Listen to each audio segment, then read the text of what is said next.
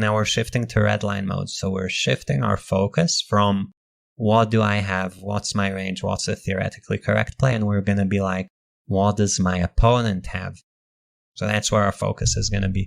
It's less going to be on our hands and our play and more on our opponent. And let's see if we get to catch one or two nice hands to illustrate the point. And there are various degrees to which you can do this.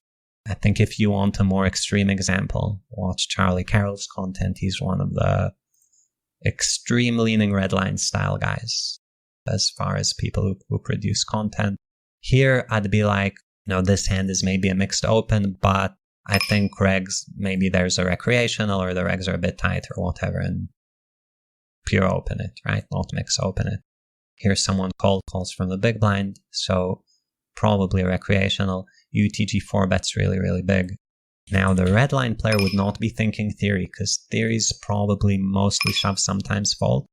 I think the red line player might be thinking, that's a really big 4-bet. I think aces and kings are a bit out of the question.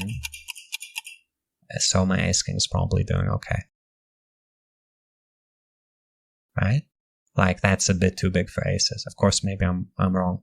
But, right, so blue line there would think of ranges and frequencies and all these things. Now, I wonder, does it tilt people if I click cash out? But yeah, let's be nice. I think this hand is like a really nice hand to barrel, because it's top pair and it sometimes makes the nuts on the river. Let's see if we can find some more red liney hands, but just to detail the thought process. So I'm more thinking about his size and what it implies about his range, rather than what should I do with ace king in that spot, which is actually to probably fold sometimes, or at least close. With what is a cold caller should make his range tighter, and ace king off is like close to bottom of my range for shoving there.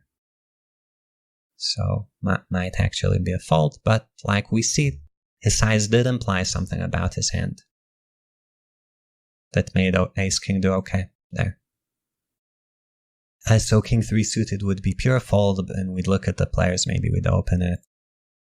Here, call, and let's see if we find anything interesting going on in this hand.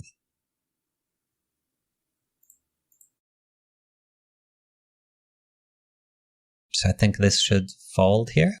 And you could be like, oh, he actually took some time c-betting. Maybe that means he's missing top of range. And if you wanted to do some very extreme stuff, you might do something there. But I think more likely you take the note to notice the timing of the player and whether it means anything. Here, we might be saying, oh, we're deep. I think people are not going to 4-bet me enough deep. So I'm going to pure 3-bet, even though this should mix 3-bets and calls. Not saying that's correct, just as the thought process. And then we might say, let's range bet small because I don't think my opponent's going to check raise enough, right? In terms of reasons. Now, on the turn, what should queen jack of diamonds do? Generally give up, right?